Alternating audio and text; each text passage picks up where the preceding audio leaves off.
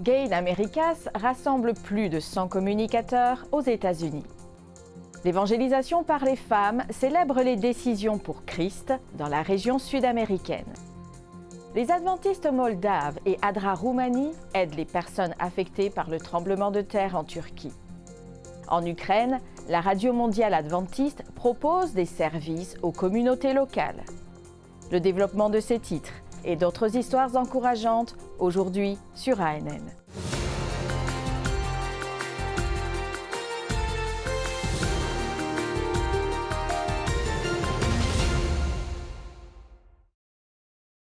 Du 7 au 13 janvier 2023, les communicateurs adventistes se sont réunis pour Gain Americas au siège de la division nord-américaine à Columbia, dans le Maryland aux États-Unis. Nous sommes au siège de la division nord-américaine où pendant 4 jours, les dirigeants des 3 Amériques se sont retrouvés pour échanger des informations et de nouvelles idées pour améliorer la diffusion de l'Évangile.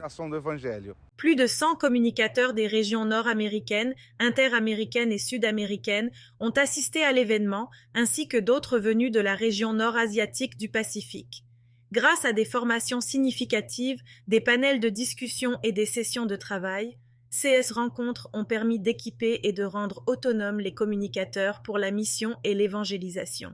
Cette année, Gain Americas a accueilli plus de 15 orateurs qui ont présenté divers sujets tels que la production de contenu, la vidéographie et la photographie, les actualités, le podcasting, le jeu, la technologie, l'innovation et l'intelligence artificielle.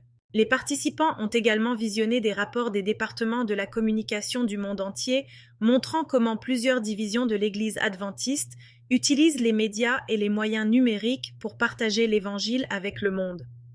Selon les dirigeants de la communication de l'Église adventiste mondiale, Gain cherche également à augmenter le niveau de collaboration entre les communicateurs adventistes du monde entier. Le 10 juin 2023, Gain a organisé un service de culte spécial.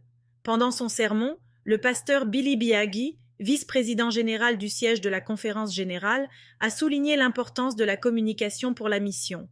Il a rappelé aux participants la devise du 160e anniversaire de l'Église adventiste, « Choisis pour la mission », et a déclaré « Nous avons été appelés à utiliser la technologie que Dieu nous a donnée pour témoigner au monde. » Les dirigeants de la communication de la Conférence générale adventiste et ceux des divisions présents ont également conduit les participants dans un service de lavement des pieds et de Sainte Seine, durant lequel les participants ont reconsacré à Dieu leurs talents, leurs efforts et leur vision pour la mission et le discipleship. Cet événement a marqué la première conférence Gain en personne depuis le début de la pandémie de Covid. Depuis près de 2 décennies, les conférences Gain ont équipé les communicateurs avec des outils, des stratégies et des idées pour un ministère efficace au sein des communautés numériques. Depuis sa création en 2004, Gain s'est transformé en une plateforme mondiale pour la mise en réseau, la formation et la collaboration. Gain Americas est le premier événement continental Gain de la Conférence générale adventiste à avoir lieu en 2023. La Radio mondiale adventiste, AWR, a organisé une convention pour ses auditeurs dans la région du nord-ouest du Nigeria. C'était une première du genre, rassemblant des auditeurs des États de Kano et de Katsina, entre autres, pour interagir avec les producteurs d'AWR, les présentateurs et les dirigeants de l'Église adventiste du 7e jour de cette région. La majorité des participants n'étaient pas adventistes, mais avaient développé un fort intérêt pour les émissions. La convention visait à dialoguer avec les auditeurs et à leur montrer de la reconnaissance pour leur dévouement dans l'écoute des programmes d'AWR depuis des années. Le pasteur Yohana Hari, président de l'Église adventiste du 7e jour dans le nord du Nigeria, a accueilli les participants et les a encouragés à respecter les vérités bibliques qu'ils ont entendues grâce à AWR. La convention comprenait des activités telles qu'un quiz biblique, des témoignages, des sessions spéciales de prière et des performances musicales de différents groupes de chant. De plus, cet événement a fourni des soins médicaux gratuits et distribué de la nourriture, des vêtements et des chaussures aux participants. Le plus significatif, 7 individus ont répondu à l'appel au baptême et ont été baptisés. Ceci souligne l'impact positif des efforts de sensibilisation d'AWR. Cette semaine, Advent Health présente l'histoire inspirante de Roy Caldwood, un ancien soldat de l'armée américaine pendant la Seconde Guerre mondiale. Il a récemment reçu une adhésion honorifique au centre de remise en forme d'Advent Health Wesley Chapel, en Floride, pour sa détermination à préserver sa santé et son bien-être. Centenaire, l'engagement de Caldwood est une source d'inspiration pour les autres. Après le décès de sa femme, Caldwood a entrepris un parcours de fitness sur la suggestion de sa fille. La capacité de Roy à réaliser plus de 30 pompes démontre sa force physique. Il a exprimé son plaisir à rester en forme, à se sentir toujours agile et oublier son âge. J'aime beaucoup. Ça me permet de garder la forme, ça me rend plus agile et j'oublie mon âge. On me dit que j'ai 100 ans, mais je n'y crois pas. Le président et PDG d'Advent Health Wesley Chapel, Eric Vangsness, a exprimé sa gratitude pour le service de Caldwood à la nation et a reconnu leur fierté à l'aider à atteindre ses objectifs de fitness. L'école adventiste du 7e jour de Joinville à Santa Catarina au Brésil a organisé l'événement Happy Pet Day dans un square de la ville pour collecter et donner de la nourriture pour animaux de compagnie à 2 organisations de protection animale. L'événement a rassemblé de nombreux chiens, des chats, des lapins et des hamsters accompagnés de leurs propriétaires. Le projet de collecte de fonds a commencé à l'école et a impliqué la participation active des parents, des élèves et des membres du personnel. Cette opération sur la place a servi de point culminant à la campagne. En plus de fournir une occasion pour les familles de passer du temps ensemble et d'interagir avec des animaux domestiques, elle a offert divers services gratuits tels que des consultations vétérinaires, des conseils, des cadeaux pour les soins des animaux et un parcours d'entraînement pour chiens. La campagne a non seulement permis de collecter presque 1 tonne de nourriture pour animaux de compagnie, mais a également facilité des adoptions, permettant ainsi que des animaux dans le besoin soient pris en charge.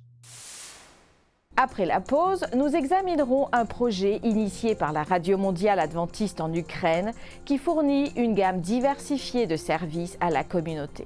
À tout de suite.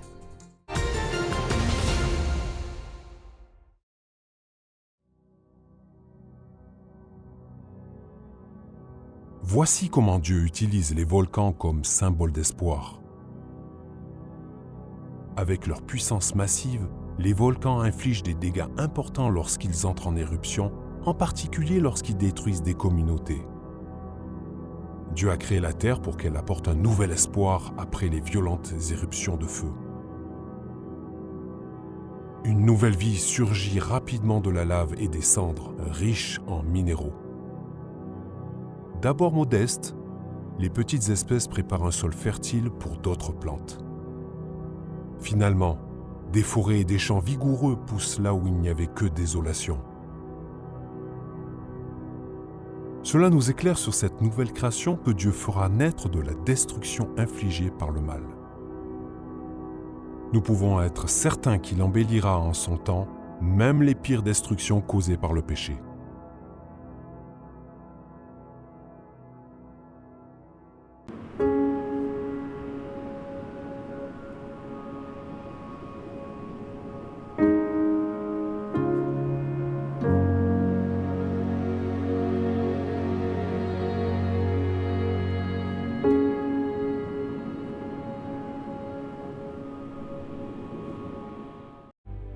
Be cheerful no matter what.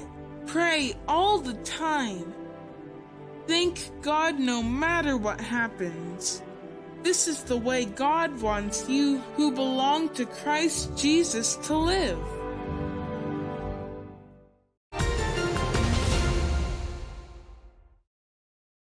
Hope in Action, ou l'espoir en action, est un projet initié par la Radio mondiale adventiste. Il vise à fournir de l'aide aux Ukrainiens grâce à une semi-remorque spéciale équipée pour offrir divers services. Récemment, Hope in Action a visité la ville de Dubno, dans la région de Rivne, attirant environ 200 participants qui se sont inscrits au projet.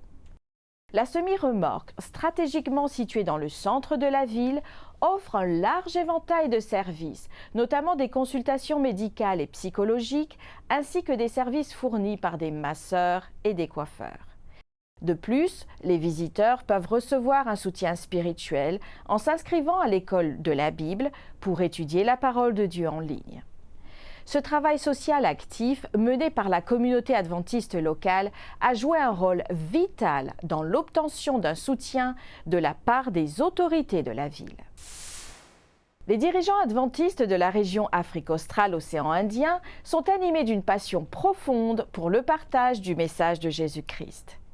Ils ont à cœur l'évangélisation multiculturelle et atteindre de nouvelles communautés. Je pense que c'est une chose incroyable que nous essayons d'atteindre la communauté hindoue de Durban. Il y a tellement d'hindous, comme beaucoup de mes amis, mais surtout, mes beaux-parents sont hindous. Pour la toute première fois, ils étaient présents toute la semaine pour ce programme extraordinaire. Leur cœur a tellement été touché qu'ils ont en fait levé la main pour accepter le Christ comme leur sauveur. Ma femme était très heureuse. Selon moi, cette approche vaut vraiment la peine d'être utilisée. Ce que je veux dire, c'est que nous avons toujours cherché à atteindre d'autres chrétiens de différentes confessions pour leur parler de la vérité du sabbat, de l'Apocalypse et des prophéties de Daniel. Mais nous ne sommes pas vraiment allés vers ceux qui ne connaissent pas le Christ. Pour moi, c'était donc une excellente expérience d'apprentissage et une occasion de savoir exactement ce que le Christ veut que je fasse pour lui. Le sommet sur le leadership nous a ouvert les yeux et nous a permis d'apprendre comment faire de l'évangélisation interculturelle. C'était une bonne expérience et nous avons appris les méthodes et les moyens permettant d'atteindre les autres sans avoir de stéréotypes. Quand je rentre chez moi, je pourrais me dire que j'ai beaucoup appris en termes de relations avec d'autres cultures, comment faire de l'évangélisation, comment être prêt à répondre aux besoins des autres, non seulement en témoignant de Christ auprès d'eux, mais aussi en leur tendant la main, ce qui est la meilleure méthode. Je ne suis pas membre de l'Église, mais j'ai été invitée par mes familles, Jason Samuels et Shomla Samuels. J'étais présente pendant la semaine et j'ai apprécié la séance de prière avec mon mari. C'était une expérience merveilleuse que d'apprendre à connaître le Seigneur Jésus-Christ. J'ai profité de chaque instant et à partir de maintenant, je vais continuer avec la note du Seigneur et avec ma famille. J'ai apprécié chaque moment et mon mari et moi allons inclure nos enfants à l'avenir. Je m'appelle Alison Danraj. Je vais avoir 17 ans et je viens d'être baptisée. J'ai toujours eu à cœur de me faire baptiser. Cette semaine sainte, l'enseignement de Dr Faisal m'a inspirée et m'a touchée, et le Saint-Esprit aussi. C'est arrivé comme ça. Je suis très heureuse d'avoir été baptisée. Le baptême de cette âme précieuse dans la division Seed est un témoignage que les membres d'Église ne négligent aucun effort pour tendre la main, alors que nous tous sommes invités à nous engager dans le plan stratégique Jireh. La semaine de l'évangélisation par les femmes a été célébrée dans les églises adventistes de toute l'Amérique du Sud du 27 mai au 3 juin. Le thème de l'événement était « Tourner la page, il réécrit l'histoire ». Dans l'État de Sao Paulo, au Brésil, les femmes ont activement participé à la prédication et à d'autres activités missionnaires. Au cours de la semaine, des centaines de baptêmes et d'adhésions au projet Les Femmes en Mission ont eu lieu et plusieurs individus ont exprimé leur intérêt pour des études de la Bible. Cet événement a été marqué par une forte réponse et un engagement de la part des femmes activement impliquées dans la diffusion de la bonne nouvelle de l'Évangile. Les adventistes de Moldavie et Adra Roumanie unissent leurs forces pour apporter de l'aide aux personnes touchées par le tremblement de terre en Turquie. Plus d'informations sur ce sujet et d'autres actualités après la pause.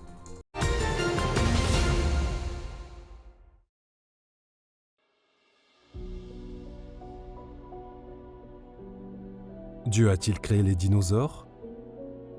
Il est facile de regarder ces énormes créatures terrifiantes et de se demander si un Dieu bon les aurait créées. Et parce qu'elles sont utilisées comme preuve de l'évolution, certains nient leur existence. Cependant, des fossiles abondants montrent clairement que les dinosaures ont existé. Cela ne signifie pas que Dieu voulait des monstres mortels dans sa création d'origine. Notre monde a changé et les prédateurs d'aujourd'hui, comme les requins, sont redoutables. Mais notre monde compte encore de nombreuses créatures douces. Les prédateurs actuels nous parlent de la puissance de Dieu, mais nous savons que celui-ci n'a jamais voulu la violence dans sa belle création. Les dinosaures peuvent inspirer la crainte, mais tout comme nous attendons que le lion se couche avec l'agneau dans la nouvelle création divine, nous pouvons espérer que les dinosaures, dans leur douce magnificence originelle, seront aussi présents.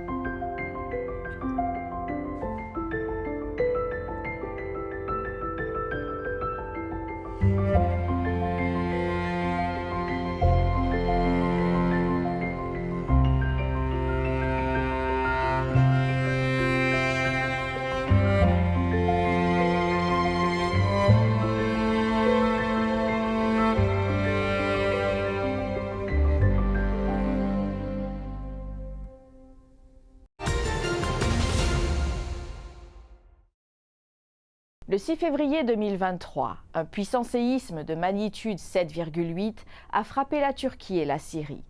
La catastrophe a affecté environ 18 millions de personnes, avec un bilan de plus de 55 000 morts et près de 130 000 blessés.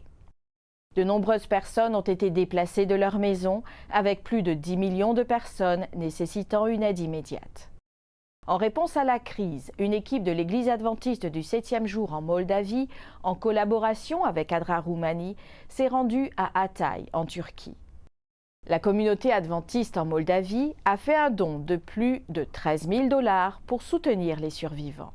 Ils ont également recueilli 10 000 $ supplémentaires pour aider à l'assistance aux réfugiés. La prochaine vidéo présente la mission et l'aide apportée par l'équipe adventiste à Hatay. Nous sommes à Antioche, là où les disciples de Jésus ont été appelés chrétiens pour la première fois. La catastrophe ici est pire qu'après une guerre. En temps de guerre, les bombes ne tombent que dans certaines régions, tandis que dans cette zone, il n'y a aucune construction qui n'ait été affectée par le séisme. Les gens sont choqués et essaient de comprendre et d'assimiler ces émotions de perte et de douleur. De nombreux réfugiés font encore preuve d'hospitalité. Durant nos visites, ils nous ont offert du thé et des repas simples. Bien que leur famille soit touchée par la perte de leurs proches et qu'ils aient tout perdu soudainement, ils essaient de survivre en restant unis et en gardant leur foi en Dieu. ICI, nous essayons de les aider en leur offrant de la nourriture et des produits d'hygiène, tandis que le pasteur local accomplit un travail merveilleux mais difficile dans cette culture islamique avec presque aucun croyant adventiste du 7e jour. Il fait de son mieux pour aider autant de personnes que possible, en restant en contact avec eux et en partageant la bonne nouvelle de la foi chrétienne dans le retour de Jésus. Nous sommes en Turquie depuis environ 2 jours. Nous sommes arrivés à Hatay hier soir et nous pouvions déjà voir que les quartiers aux alentours ont été complètement détruits. Tout. Ce qui tient encore debout ne peut même plus être appelé des bâtiments, mais plutôt des structures fragiles, et chaque brique, chaque mur dans les environs est compromis. Il n'est plus possible de vivre en sécurité dans ces bâtiments, et les autorités vont démolir plus tard ce qui est encore debout. Tôt le matin, nous avons essayé de livrer des articles aux personnes qui ont perdu leur foyer, et nous avons pu rencontrer des familles affligées, brisées par la douleur et le chagrin des êtres perdus, et des enfants sans parents. Que Dieu nous donne un état d'esprit sain, afin que nous puissions comprendre que de tels signes ont un message particulier. Que Dieu vous bénisse, vous qui avez apporté de l'aide aux nécessiteux. Que Dieu vous bénisse, vous qui serez appelés par le Saint-Esprit à vous engager dans cette mission dans un proche avenir. Plus de 700 membres d'église et de la communauté se sont rassemblés dans le Queensland en Australie pour célébrer le 50e anniversaire de l'église adventiste du 7e jour de Springwood. L'événement, sous le thème « Planter », a rendu hommage aux racines profondes de l'église et a présenté un service spécial mettant en valeur son histoire et son influence. D'anciens pasteurs de Springwood ont présenté une série de discours et des performances musicales et plusieurs présentations sur l'histoire de l'Église ont enrichi le programme. Le thème planté représentait la forte connexion de l'Église avec la communauté de Springwood et son engagement à diffuser l'amour de Dieu. Dans le discours de clôture, le pasteur Brett Townend, président de l'Église adventiste du sud du Queensland, a souligné l'importance de célébrer le passé tout en regardant vers l'avenir avec espoir. Les dirigeants de l'Église ont également encouragé la congrégation à embrasser la foi, la communauté et à avoir une vision pour l'avenir. L'école adventiste de Setúbal, située au Portugal, est confrontée à un manque d'espace et à des ressources limitées pour sa croissance. Le personnel, les étudiants et les familles prient pour un nouveau bâtiment à la hauteur du potentiel de l'école. Ce trimestre, une partie des offrandes du 13e sabbat aidera à construire un nouveau bâtiment. Cela permettra à plus de familles d'être touchées par l'éducation adventiste. Stephen N. Ashkel a été le premier ministre adventiste du 7e jour à se rendre au Portugal. Ashkel a voyagé dans le monde entier au service de la conférence générale pour repérer les conditions d'avancement de la mission. Au cours de ce voyage mondial, il est arrivé au Portugal en juillet 1889. Le travail adventiste n'a pas commencé avant le 26 septembre 1904, avec l'arrivée du premier couple de missionnaires des États-Unis à Lisbonne, au Portugal. Clarence Emerson et Mary Ashkel Renfro, ainsi que leur bébé, étaient une famille passionnée par le partage du message adventiste. Ils ont commencé à apprendre le portugais et peu après, ils ont commencé à vendre de la littérature adventiste, à établir des contacts et des visites missionnaires et à prêcher. Depuis ses humbles débuts, l'église adventiste du Portugal a grandi pour atteindre environ 10 000 membres. Mais avec 10 millions d'habitants dans le pays, les défis de la mission sont toujours réels et évidents. Il est difficile de partager l'évangile dans les villes en pleine croissance. Les gens sont occupés, distraits et intéressés par des choses en dehors du christianisme. L'éducation est l'une des façons dont les adventistes ont établi des liens importants au Portugal. L'école adventiste de Setúbal a ouvert ses portes en 1983. Lilita a participé à l'ouverture de l'école et a été sa première enseignante. Elle se souvient qu'à ses débuts, seuls 2 élèves recevaient un enseignement dans l'église. Et c'est ainsi que Fernando et George ont été les premiers à aller à l'école ici à Setúbal. De là, d'autres enfants sont venus, puis beaucoup d'autres. À la fin de la première année, nous avions 28 enfants et nous avons continué. Nous avons été autorisés à garder l'école ouverte et de nombreux autres enfants sont venus fréquenter l'école. Les locaux de l'église sont rapidement devenus trop petits pour eux, jusqu'à ce que le bâtiment voisin se libère et qu'ils s'y installent. Les parents ont remarqué que cette école avait plus à offrir que le programme standard que l'on trouve dans les autres écoles. Le développement des valeurs chrétiennes des élèves a poussé des familles à s'intéresser à l'église adventiste au fil des ans.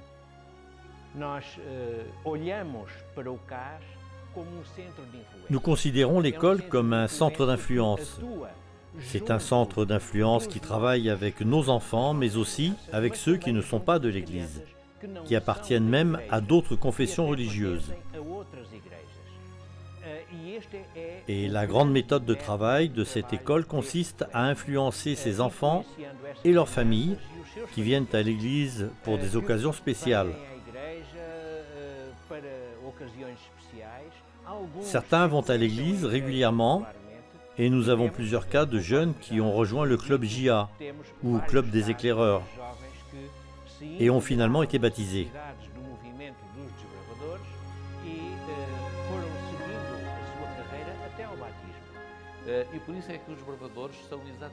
Et c'est pourquoi les éclaireurs sont exactement un complément au projet éducatif de l'Église. En définitive, ils cherchent à éduquer pour l'éternité. Cette Église, à la base, a clairement une vision de la mission. Et ce que nous avons vu au cours de ces 40 années de travail de cette école de Setúbal, c'est un lien très fort entre ce qu'est la vie scolaire elle-même et la vie de l'Église.